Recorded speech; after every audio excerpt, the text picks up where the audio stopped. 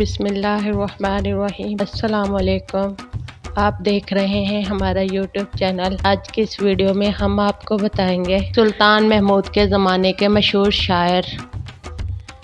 محمود کے زمانے میں شاعری راز رے سے غزنی آیا تھا اور ہمیشہ یہاں کے شاعروں کا مد مقابل رہا۔ اس نے محمود کی شان میں ایک قصیدہ لکھا تھا جس کے معاوضے میں محمود نے اسے 14,000 درہم دیے تھے۔ اسدی توسی محمود کے زمانے کا مشہور استاد اور خراسان کے شعراء میں سب سے زیادہ قابل تھا۔ محمود نے اس سے بار بار شاہنامہ لکھنے کی فرمائش کی، لیکن اسدی ہمیشہ بڑھاپے اور کمزوری کا بہانہ کر کے اس فرمائش کو ٹالتا رہا۔ اسدی کا کلام آج کل نایاب ہے اور کلام شعراء کے مجموعوں، بیاضوں یا تذکروں وغیرہ میں بھی اس کے اشعار نظر نہیں آتے۔ اسدی نے ہمیشہ اپنے مشہور شاگرد فردوسی کو شاہنامہ لکھنے کی ترغیب دی اور آخر کار ایسا ہی ہوا اور فردوسی نے شاہنامہ لکھا۔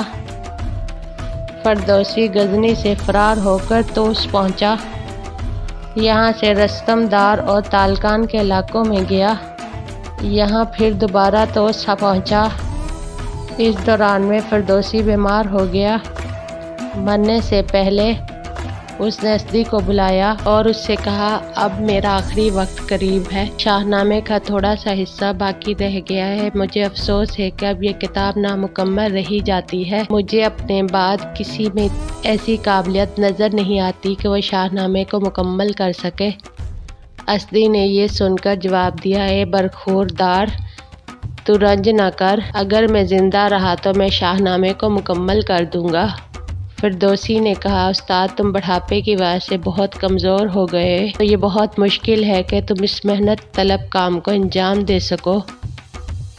منوچر بلخی یہ شاعر بلخ کا باشندہ تھا، لیکن سلطان محمود کے زمانے میں غزنی ہی میں قیام پذیر تھا۔ دیگر شاعروں کے برعکس منوچر ایک دولت مند اور مالدار شخص تھا۔ شاعری میں سے کمال حاصل تھا۔ حکیم منصری محمود کے عہد میں ملک الشعراء کا درجہ رکھتا تھا۔ شاعری کے علاوہ وہ اور بھی بہت سے کمالات اور فضائل کا مجموعہ تھا۔ مورخین بیان کرتے ہیں کہ محمود کے دربار سے تقریباً 400 شاعر منسلک تھے اور یہ سب کے سب انصری کی شاگردی پر نازا تھے۔ انصری کو محمودی دربار میں ایک خاص مقام حاصل تھا۔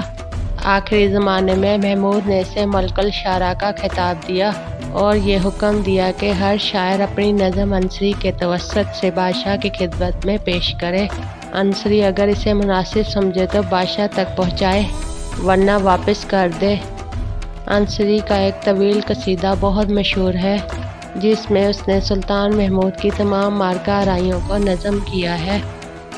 مورخین بیان کرتے ہیں کہ ایک رات عشق مجازی کے جذبے کے تحت سلطان محمود نے ایاز پر نظر ڈالی، چونکہ محمود پر خداوند تعالیٰ کی رحمت سایہ کیے ہوئے تھی، اس لیے فوراً ہی شرعی احکام نے اسے ٹوکا اور اس کو فجور کی آلودگی سے پاک رکھنے کی ہدایت کی۔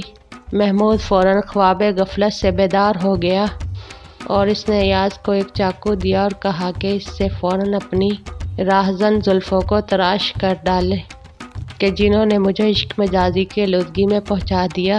ایاز نے پوچھا، ان زلفوں کو کس حد تک تراشوں؟ محمود نے کہا، بالکل کاٹ دے۔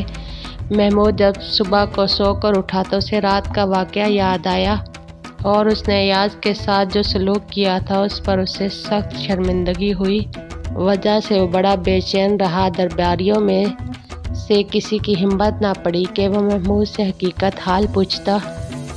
حاجب علی نے اس وقت انصری کو بادشاہ کے سامنے جانے کے لیے کہا۔ انصری محمود کی خدمت میں حاضر ہوا۔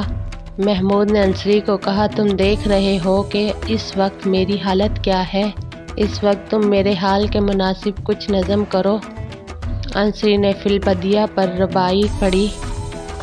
یہ رباعی سن کر سلطان محمود بہت خوش ہوا۔ انصری کا منہ جواہرات سے 3 مرتبہ بھرا اور اس کے بعض مطربوں کو بلا کر عیش و نشاط میں مشغول ہو گیا۔